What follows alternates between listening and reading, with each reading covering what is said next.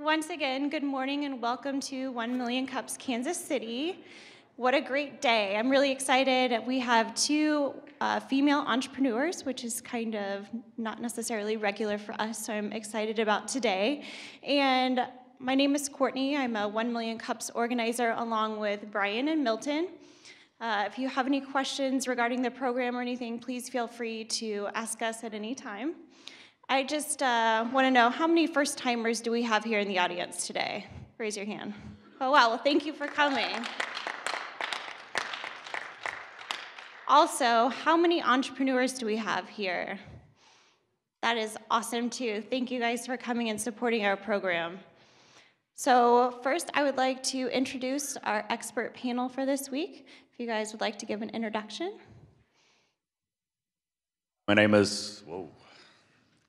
Hi, my name is Thad Langford.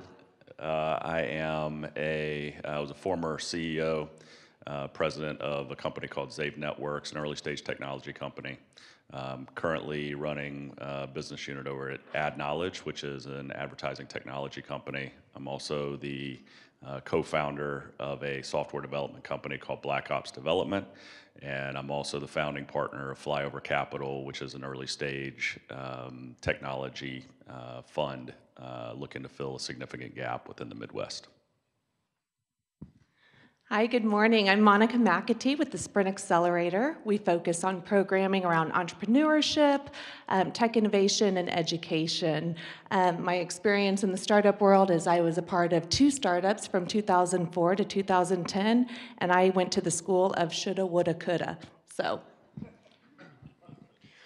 Good morning, my name is Jason Grill. I am the founder of J-Grill Media and Consulting. I have a media relations, public affairs, and government relations firm in Kansas City and throughout the country. Co-founder of SOC 101 and the host of the Entrepreneur KC show on the KMBZ Business Channel, as well as being an attorney in my former life, but still practicing once in a while. So thanks for having me today. Thank you. Okay, so just to give you kind of a little background on our program, we have 2 presenters that will present for 6 minutes, and then we open up the Q&A portion to our expert panel first, and then the audience. So if you have a question, please raise your hand, and we will come around with a microphone. I would like to introduce our first presenter. Her name is Marissa with Tiger Cried Sauce. I just want to give a little side note. She has been going around Kansas City over the past couple of weeks getting ready for today. So I'm really proud of her and excited to have her here.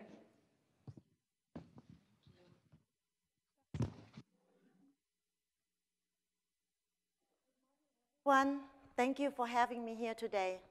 My name is Marissa Viruhayan, and this is my product, Tasty Thai Tiger Cried Sauce. This sauce is originally made in Kansas City in our restaurant, Tasty Thai. So please raise your hand if you are a customer, Tasty Thai customer. Thank you very much for your support. I am here today to talk about 3 things: when my life changed, my hot sauce, and how education helped me take control. In the middle of the night in the late October 1986, I woke up to the knocking on the front door. I rushed over to open the door, and there were 2 police officers waiting for me. They told me my husband was deceased. I didn't understand. Unlike most people in this audience, I grew up in different countries. I came here to the United States with my husband. I could not speak the language. I was afraid to look stupid, so I wouldn't even try. I got by because he did everything for me. I couldn't understand that something was wrong with him, and he's at the hospital. He may be sleeping or passing out. I didn't know what it means, deceased. So I kept asking the policeman, when will he wake up? At the meantime, I tried to get my children ready to go with me. The policemen tried to stop me. They couldn't understand why I'm preparing the bath when they just told me my husband was dead. At that point, they come to realize that I didn't understand English. I felt completely helpless. They asked me questions. I didn't know what they meant. Suddenly, my life changed. I have 2 young children to support. I have my life to rebuild. My father-in-law told me I need more education, suggest I should get more education. Back then, I thought if I went to college and lucky enough to get out in 4 years, I would be 31. I told him I would be so old, 31. And he said, do I want to be 31 with a degree or without a degree? I make decision, I want to be 31 with a degree. So 1987, I took my first English class at Don Bosco. 1991, I graduated from Rockhurst with accounting degree. I did it in 4 years. My life went on. I got my first job, I remarried, but I felt different. I become someone new, someone who wants to create, someone who wants to take control of my life. And luckily, my second husband, Dom, he felt the same way.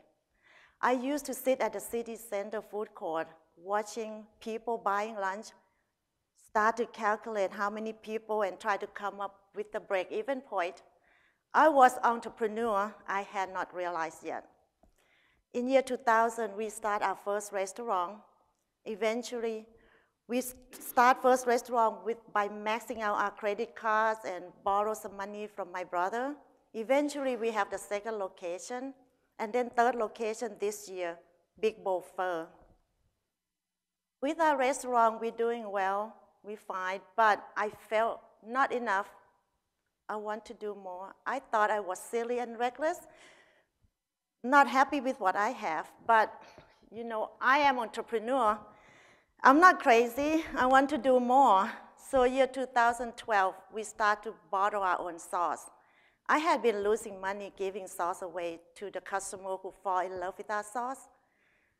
I've been experimenting with different kind of food peddling to family and friends in the past 10 years, and I have several options to do, but my customer has the final to say. They want my sauce to take home. Our sauce is made with special ingredient, fresh ingredient Thai chili pepper with no preservative, no MSG, gluten-free and very low sodiums. Has a well balance of spicy, sweetness, and little tangy sour from lemon juice and little salty from fish sauce. The customer deserves a greater selection in hot sauce market. Hot sauce culture right now is built around the fresh boys who want to breathe the fire. So the market has the hole for my sauce to fill.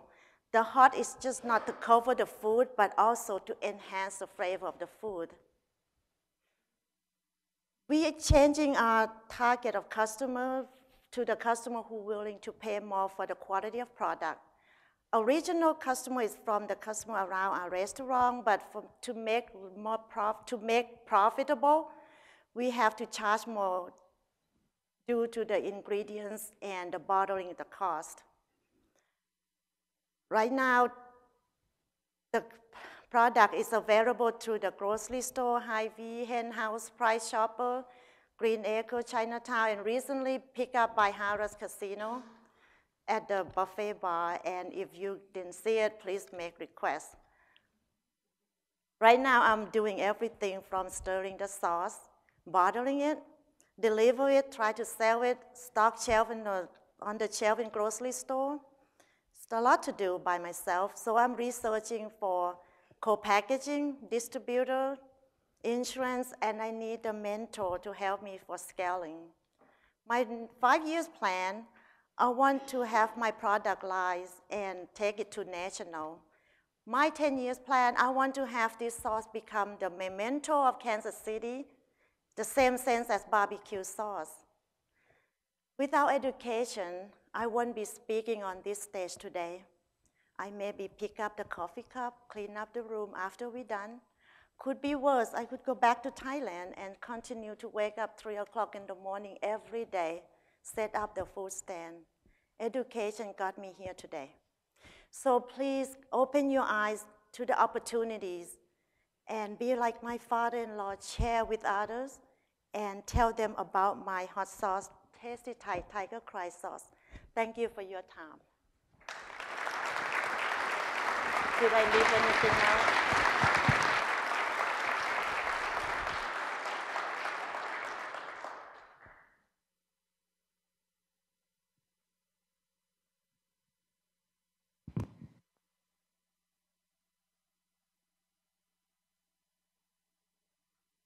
First of all, thank you very much for sharing your story. It's incredibly inspiring.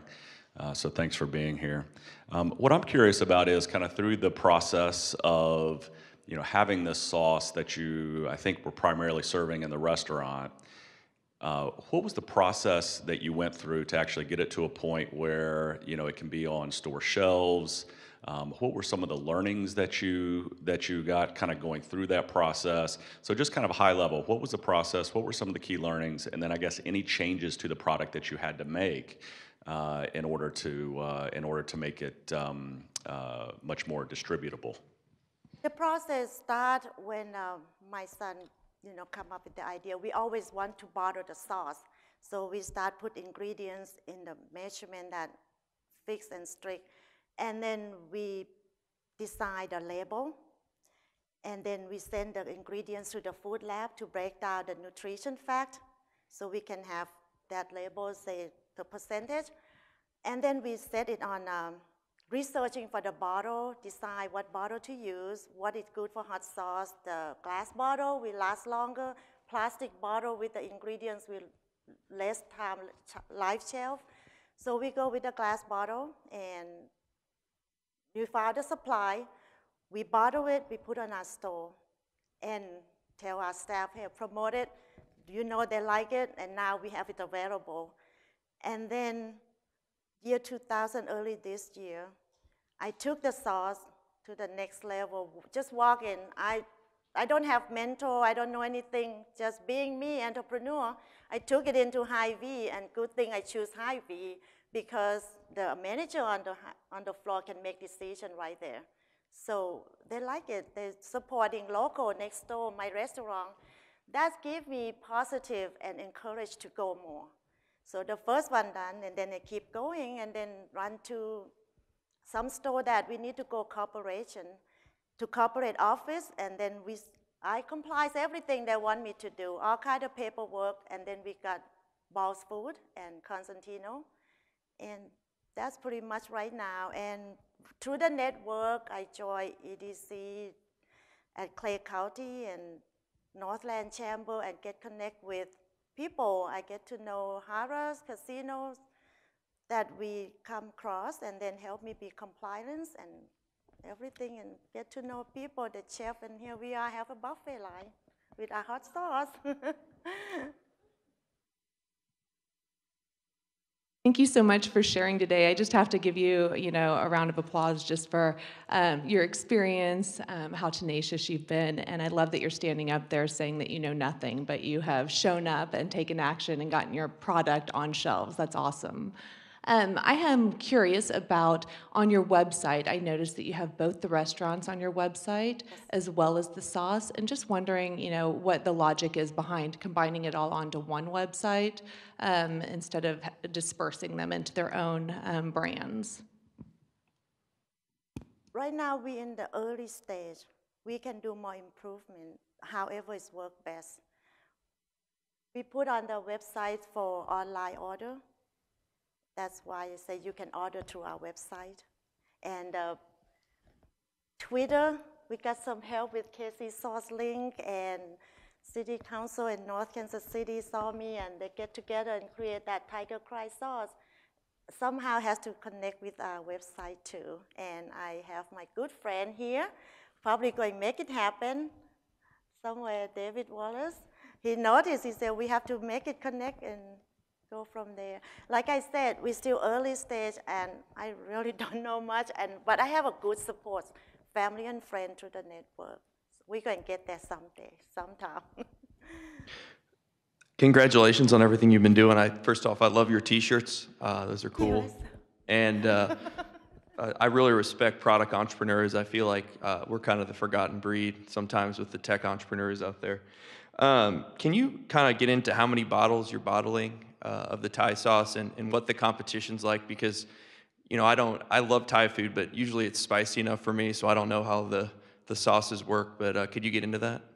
This sauce, very well balanced. Like I said, from my experience, when I go out there to sample in grocery store, people take it, oh, it tastes good, you're good, and then got the kick later and say, ooh, but they come back again.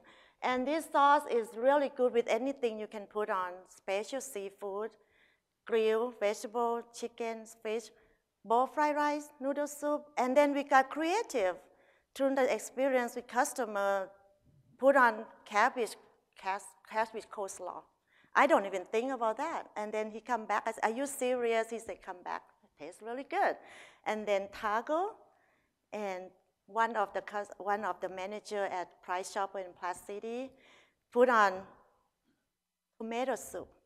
He took it back in the kitchen and then came out handing out the chip dip, the new one, with my Tiger Cry sauce. So it's unlimited. You put on anything, it's bring out the flavor. Like I said, it's not just cover the food, but enhance it. What does it sell for in the stores? Or is that differ at every Kansas City location, or what do you try to wholesale it for? I try to wholesale. Right now the price still try to figure it out. Like I said, I'm losing money. That's why I need mentor. And different stores seem to price different because they have their own margin, profits margin they target. In my store, I sell for $4.99. I have to pay myself. I've been working for free for so long. My husband been feeding me. I work for food. So. We also want to open up the audience for questions. So if you have a question, please just raise your hand. And I think Brian and I are moving around with microphones as well. We've got a question here for you in the front. Sorry, to add on to the question that was just asked, how much can you produce now, and what are your plans to kind of grow your production? I can produce so far, go to the number that I figured this year, I came up about 7,000 bottles already doing myself. And if my plan next 5 years, I want to go national, of course I need co-packaging. And I know the hot sauce market grow very fast. In year 2000, 150% grow faster than ketchup, mayonnaise, mustard combined together. So it's a big market out there, and I want to be out there too. And the most important, like I said on the label, Kansas City. I want to be memento of Kansas City when you talk about Tiger Cry sauce. Great, I got a question here in the middle for you, Marissa. Yeah, I really enjoyed your presentation, and thank you. And looking at your website on your sauce, as you mentioned, this is a work in progress. I would just encourage you to consider including ingredients of the product as well as nutritional information. It looks like right now the website is mostly set up for existing customers who probably already know that. But for somebody who's not familiar with it, it looks like it could use some more information on it. Okay, we can do that. Ingredient also on the bottle. Yeah, and see that on the website. Yes, we will. Marissa, I have a question. Could you tell us about when you started making this sauce in quantity, were you able to source your raw ingredients just locally, or did you have any challenges in bringing in the quantity you needed? Can you repeat it again? Sure. When you were, making a larger batch of your sauce, do you have any experiences sourcing your produce and your peppers, things like that were, unique? Well, we're in the restaurant business, so we have a supply, the producer, which is not really a problem. Got everything in order, just make it to happen. Yes. Great, we got a question in the center. I'm not unfamiliar with some hot sauces and Asian foods and all that sort of thing. My daughter-in-law is from China, so I'm used to a lot of that stuff, but still, I find the hot sauce is a little overwhelming.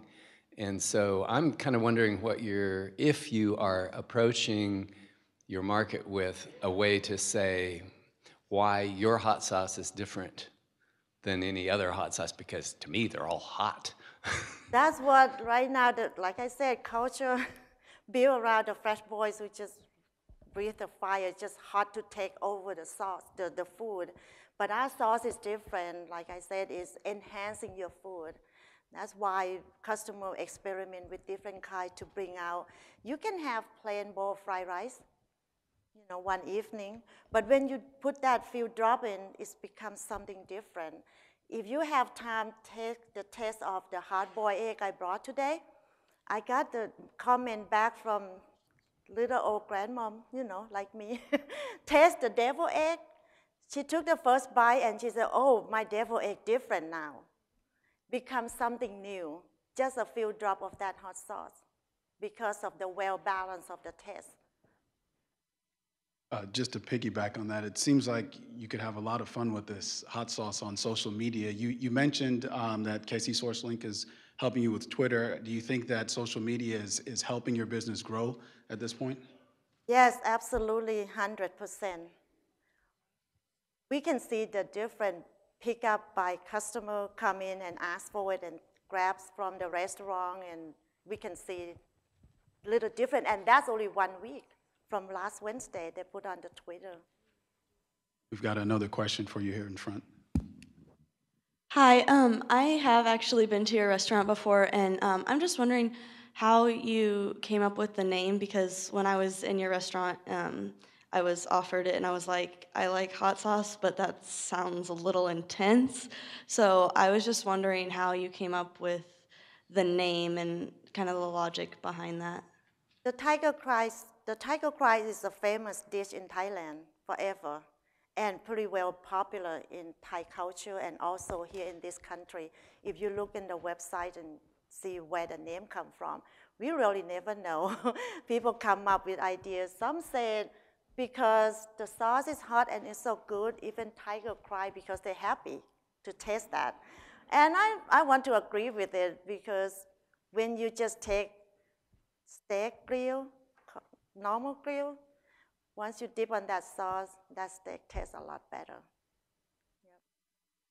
So do you think there will ever be a mild version of this sauce? Oh, would be. It's going to be product line, like my plan in the next 5 years. That's what I want. My sauce, extra sauce like whatever. And what other sauces do you envision in your future as far as expanding the brand? I just finished the test on sweet peanut sauce, which is my own ingredients. Experience from work in restaurant, I listen to my customer. They always have Final to tell me. Final say that what they like. And they love my sweet peanut sauce, which we dip with fresh spring roll. But again, customer tell me what they use for slice of apple, and they use as a salad dressing, celery, carrot, whatever they want to do is a good sauce. That's my next one. And also another product that I'm working on, this one original before anything else, is my beef jerky. That one will come in for sure. You will love it once you get. I'll be back here and tell you some more about that. And so just a couple more quick questions. It sounds like you listen to your customers, and that's how you create your products. Do you have any systems in place that you use currently in order to record what they're telling you, or is it just conversations? Conversation. I have good relationship with customer when I work on the floor in the front. And right now, my daughter, she's great with customer, and she always give me feedback what customers said. And customer love to talk to us. Got a question here to your right. Thank you for your story and presentation. The sauce market is inherently a difficult business. It's extremely fragmented. It's very difficult to get traction. One of the reasons for that is because sauces are extraordinarily subjective by nature, right? You know, two people have different tastes, and So what's the model? Well, the model is you get as many people to taste it as possible, and hopefully that's how you build groundswell, which is, from a cost perspective, pretty unsustainable. I think the key really is to be able to objectively tell someone why this sauce is different. So what I want you to do is imagine that there are 5 Thai sauces in a row in front of you, right? And they're all brands that you know. Tell us why your sauce is different from those other 4 sauces that are in front of you. Okay. I understand it's very competition. I understand that we need to get words out there, and very subjective. That's why every weekend I've been out on the floor at the grocery store, at least at local I can do, and I sample out, and every time I sample, I keep telling how good this sauce is. And to prove it's true, they take it, they like it, they tell me, and I take negative words. I grew thick skin. I don't take personal, but I take as information that some people like it, some people don't. Especially if people don't like hot sauce at all, doesn't matter how good, they're not going to like it because it's spicy.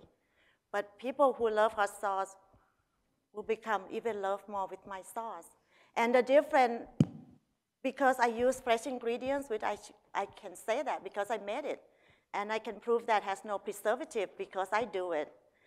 And very low sodium per the label from the food lab also prove that only 3% sodium, which is hard to find in the hot sauce, 10 plus to 15. Gluten-free also. And what's the difference is I'm out there. Other hot sauce not out there. You say 5 of them stand on the line, but I'm out there real, and I talk to you, and you can taste it. The difference is that she's not dependent upon vinegar. Sriracha's cheap to make. It's totally cheap, because it's dependent upon vinegar to get that in there. But what people don't know is that you don't need the You can have a hot sauce that actually tastes good, because she's using lime juice instead of that vinegar, whereas each and every one of the other ones are dependent upon that vinegar to tang it. That's good. Okay, we got one quick question from Tad.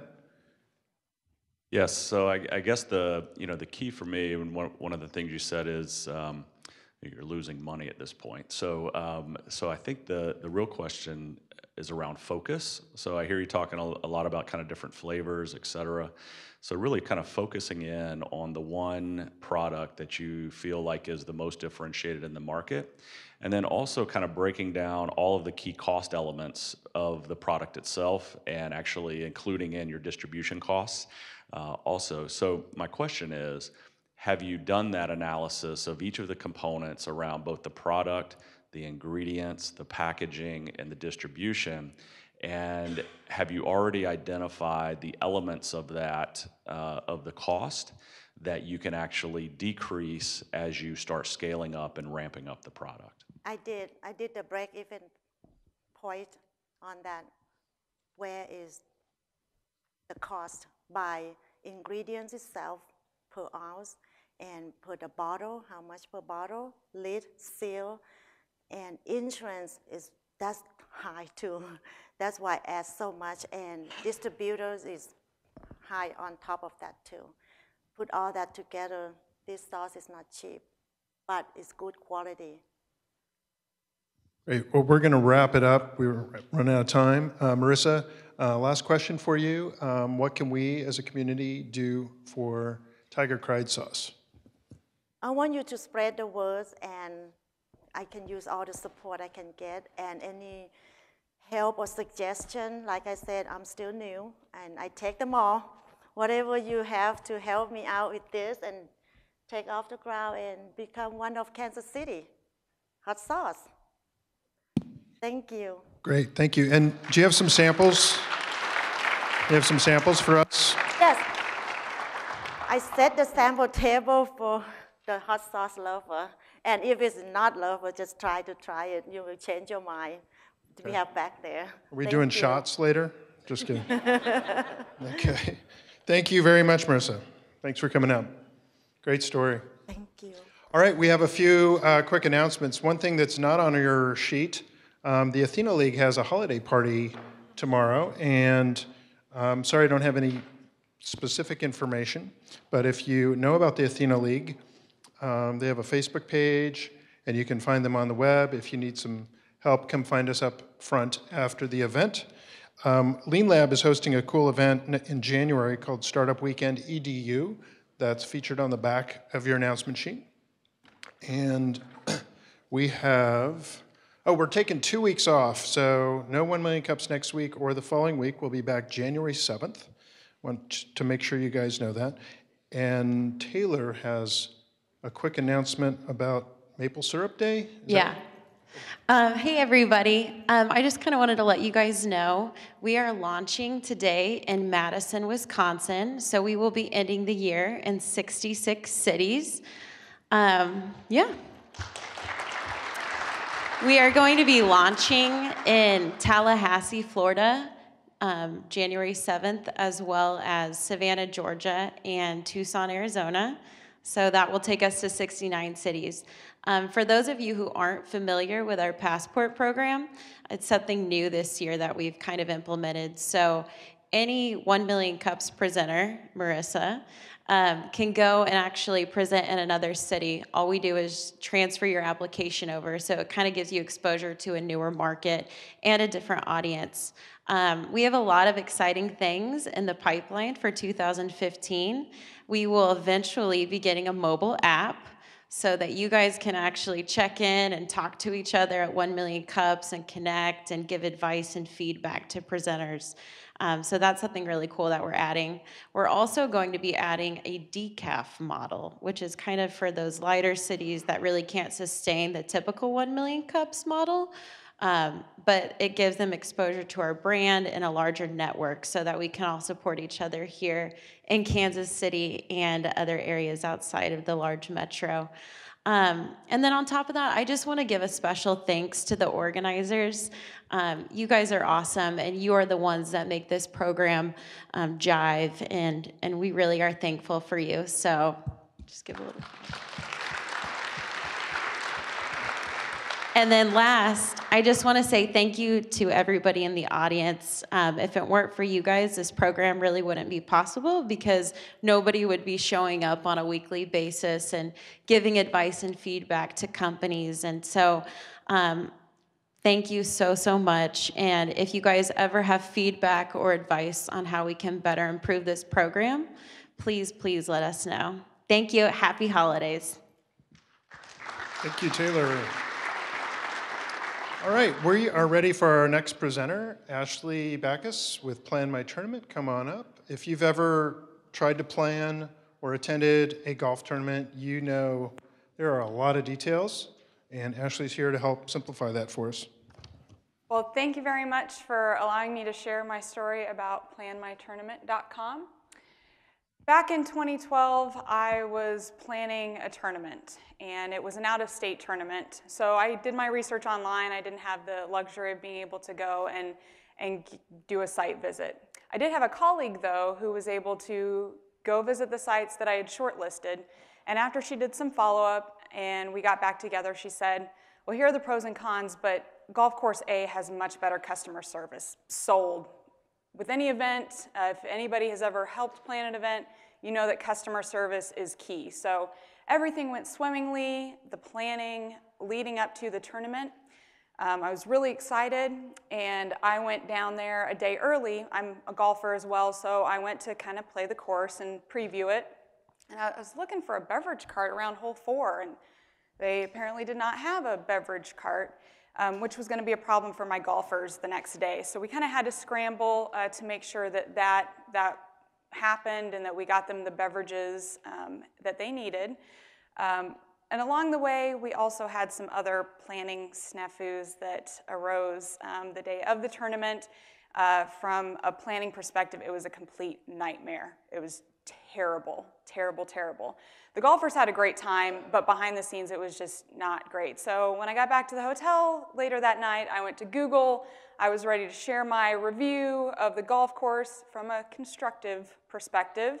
I just wanted to make sure that other tournament planners were able to ask questions if they wanted to use this course so that they didn't have the same experience that I had. After that, I went back home and I did a little bit more research because there had to be some reason why a website specifically for tournament planners hadn't been developed yet.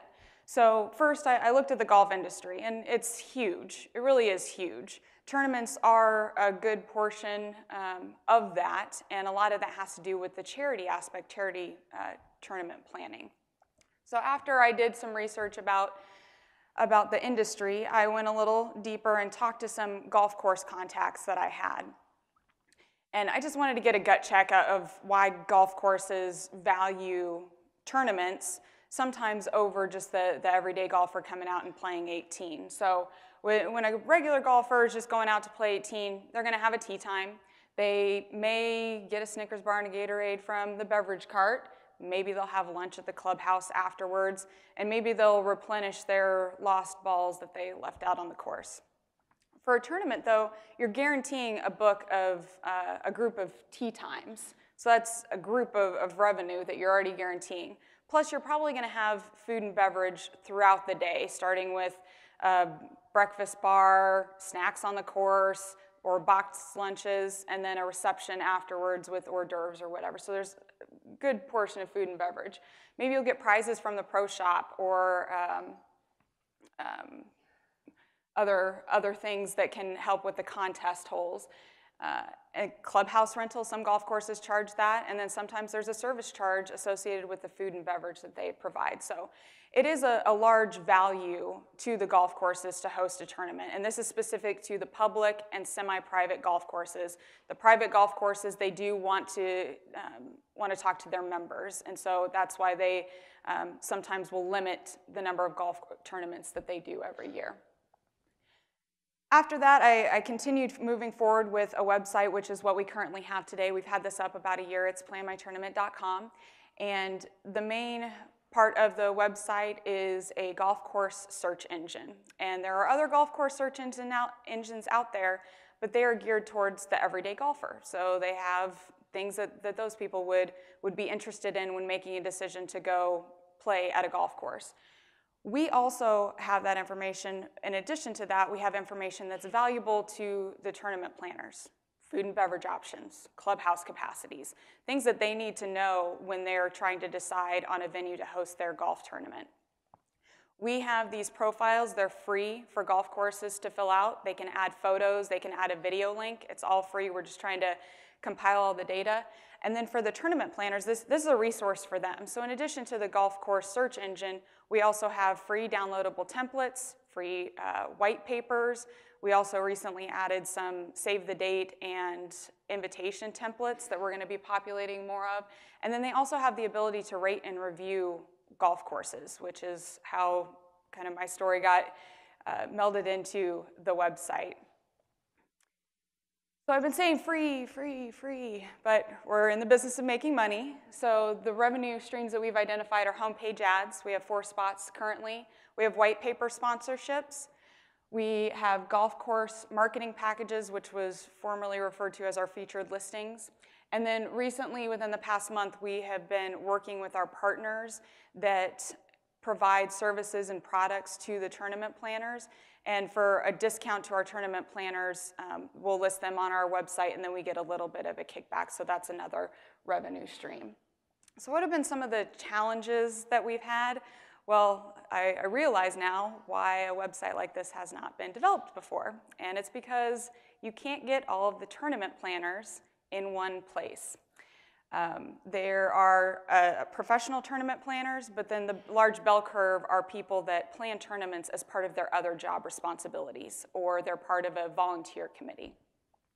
The golf courses are spread out, which is a big challenge because the golf courses don't want to talk to us even to fill out their free profile during busy season. So we've only been able to talk to Kansas City golf courses within the past few weeks because they are so busy. We also have limited media connections. We have tried to share our story and brand through the media, but that has been a challenge for us. And then we haven't received any negative feedback, which I mean, that'd be great, but we don't have any revenue, so it's very concerning that nobody has any negative feedback to provide to us on what we need to adjust in order to become a profitable business. And with that, I'd like to thank you and answer any questions that you have.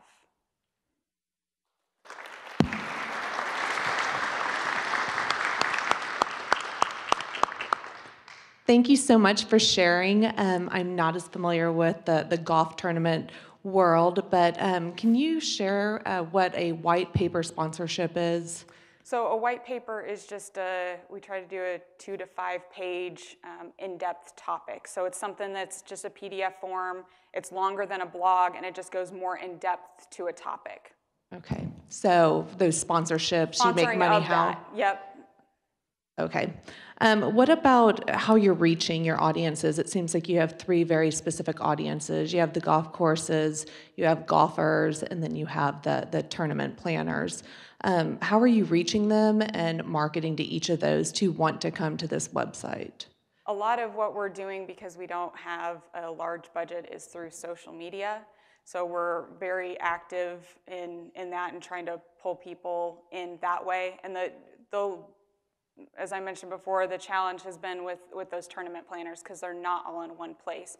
You can't go buy a list. There's people that plan tournaments from charities. Some people don't even consider themselves tournament planners, but when their boss comes up to them and says, hey, I know that you're doing CAD design right now, but you're gonna plan a tournament for us here in a couple weeks, go.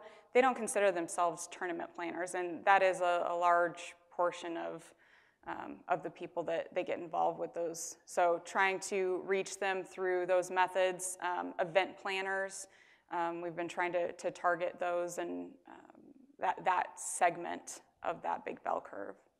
So I have one more question from the standpoint of the information that's out there. So golf courses that I can search on and look up the information.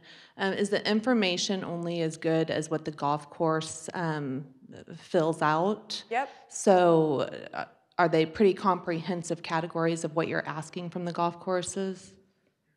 Or tournament planning? Are they geared towards tournament planning? Yes, it is. I mean, we get into we have a lot of check boxes and we try to categorize it, but if you're familiar with Hotels.com, I love that site. And as an event planner, I would go on there and I would say, okay, I want a non-smoking room. I want it 1 mile away from this landmark and all of those features. And that's what we're trying to build there. So people can even search if they're using a gas or an electric golf cart available at that particular golf course. Let's say if they have some green initiatives with their company.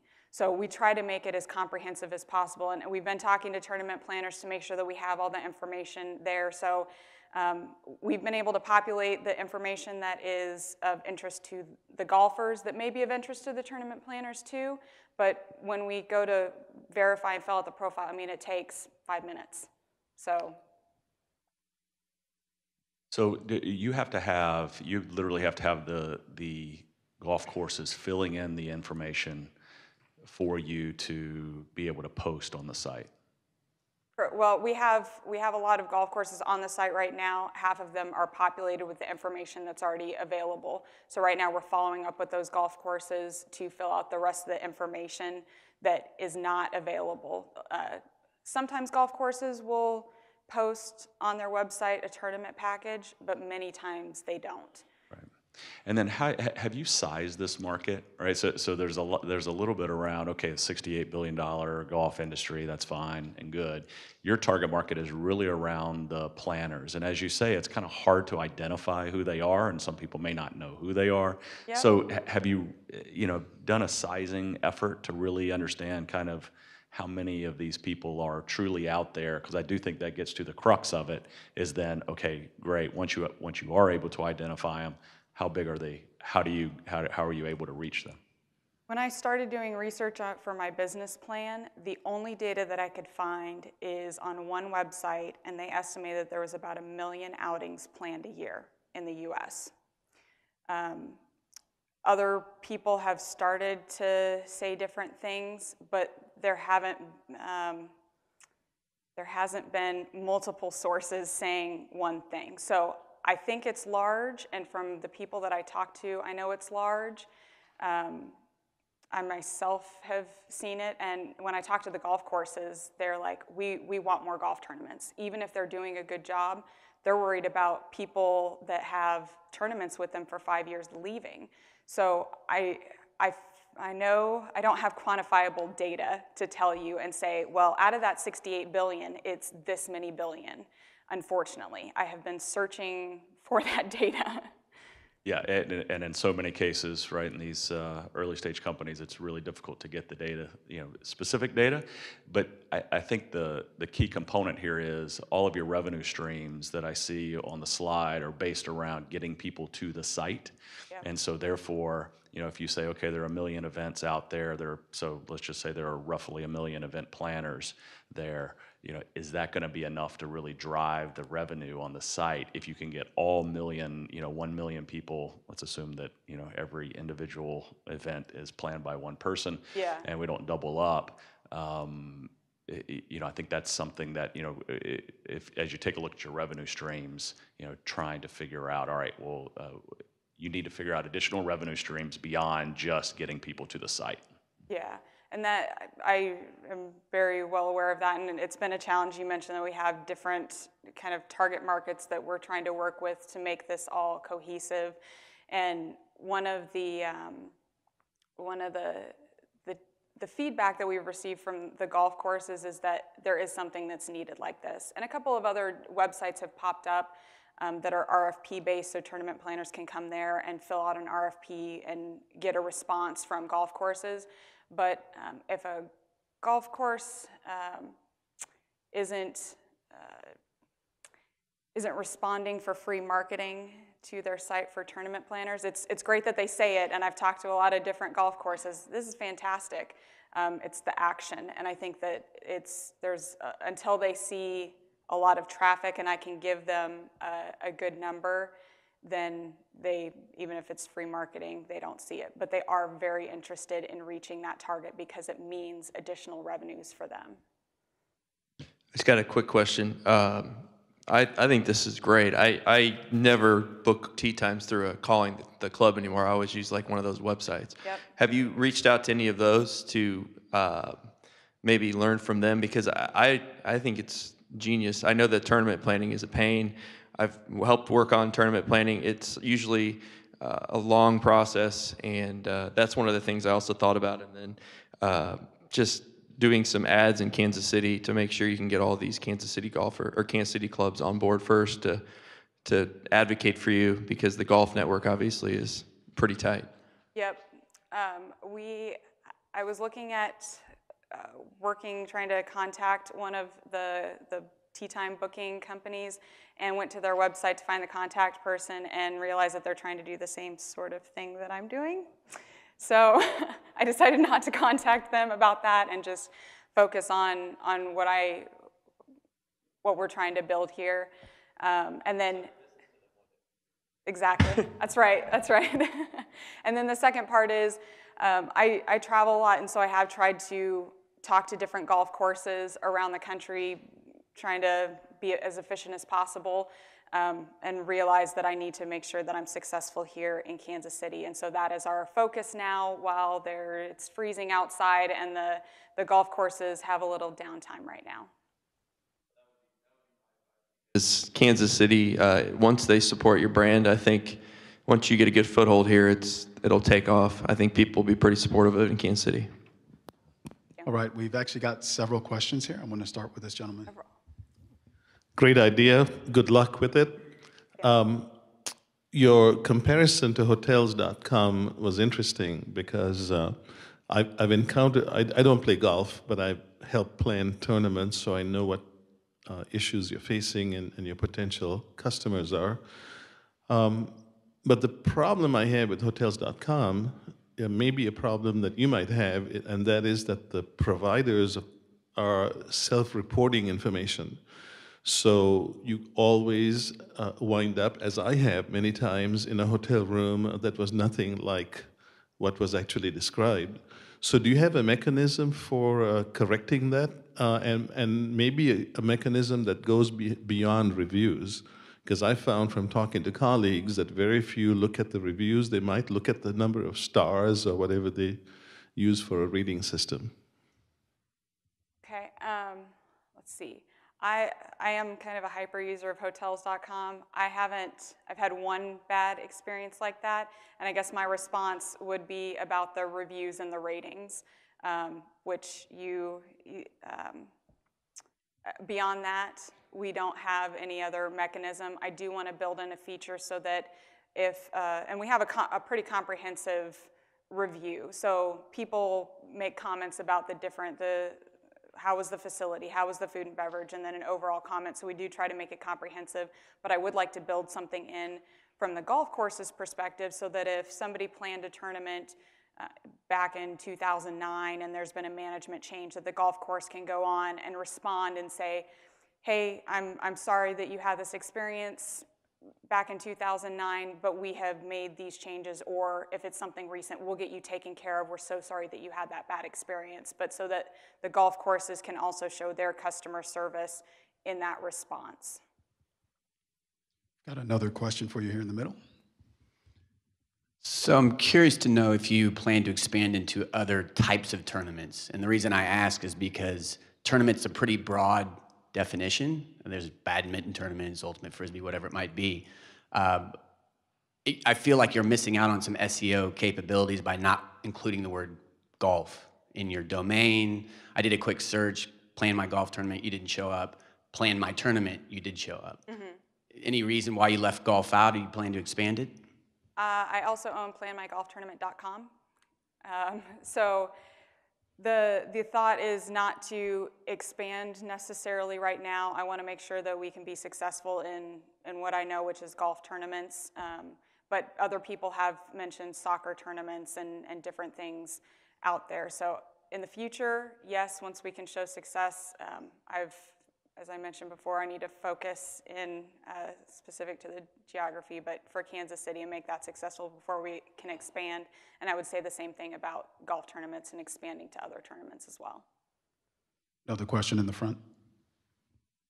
I know that you said you were working with a lot of courses here in Kansas City and around the area. Are you looking at expanding any farther than that? Because I know that there's a lot of golf courses that are owned privately, but there's also a lot that are owned corporately and have kind of almost a chain around the nation. Are you working with that as well? We're trying. There have been, the golf courses that we're focused on are the public and the semi-private, because typically the public courses that have membership base, they're more interested in providing services to their members, which they should be. So as far as expanding out, we do have U.S. golf courses all over the U.S., and it's easy enough to expand internationally to have those profiles. And then what was the second part of your question? I'm sorry. The management, okay, yeah, so there are some management companies, and the ones that I have talked to, some of them have been supportive and have said, hey, you need to just talk to the golf courses directly. There was one that said, well, we have our own rating system for our own golf courses, and I mean, they have around 100 or 200, and they're not interested in doing that because they have something similar. Ashley, I've got another question here in the middle. Good morning. Good presentation. Love the idea. How many golf courses do you have on your website? We have right around 9,000. 9,000. Yep. Any of them paid for it? No, it's all free. And as I mentioned before, the majority of those have half of the information. We're still trying to populate the rest of the information. Okay. And just from a visual standpoint, the website is just busy. It's a lot going on. Maybe try to simplify it. Okay. Another question here in the back. So, excuse me, I have heard that there are things like prizes like hole-in-one insurance. Have you talked to any of those companies to figure out, how many people are utilizing that? Maybe have some sort of advertisement for hole-in-one insurance where you can pay I think it was $200, you can get a $2,000 insurance prize. There's things like that available. Yep. Have you reached out to that type of market to sort of figure out, how many different planners there are, what the sort of needs are? if you look at our social media profiles around 11 a.m., you'll see a new partnership that we have with a hole-in-one insurance company. And the answer to that is going to be there are always more tournaments that they can be involved with. When I started talking to them, I personally had not used hole-in-one insurance, but the way that they talk about the experience that it can enhance, it's not just a car that you go out and it's not just a hole-in-one. Sometimes it's a putting competition. So there's different ways, that's just one service that we're looking at, that we've added to our partnership kind of repertoire to be able to provide to tournament planners as just another resource. Got another question for you on the front. Hi. Hi. I got two questions, I guess. The first one, are any of these golf courses willing to pay a referral fee for you sending them a tournament? We haven't gotten there yet. We have something on paper and are looking at testing that in the Kansas City area. We have a couple different ways. One is referral-based, where they give us a little bit of a kickback, and then the other way is that they provide a discount to the people that we refer to them, and there's no money exchange. So we're looking at a couple different ways to do that. And not to bring you another customer, but I know there is a large population of people who only like to go and play in tournaments with their buddies. Okay. So that may be another spot for you to look. I mean, granted, you already have 3 customers, so maybe bring in those people who want to play in tournaments to open public tournaments in their areas as well. Yep, we do have an events listing page where we list public tournaments for free and are trying to build that as well. All right, Ashley, thank you so much. We are running short on time here, so what we wanted to do is ask you our final signature question, and that is, as a community, what can we do for you? Feedback, like specifically on the website, that's great.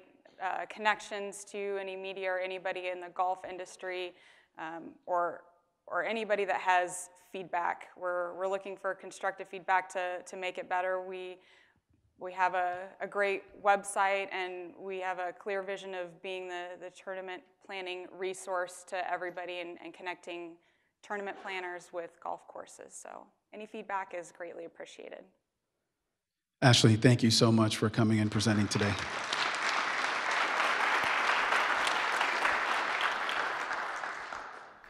Well, we want to thank you all for coming out to 1 Million Cups today.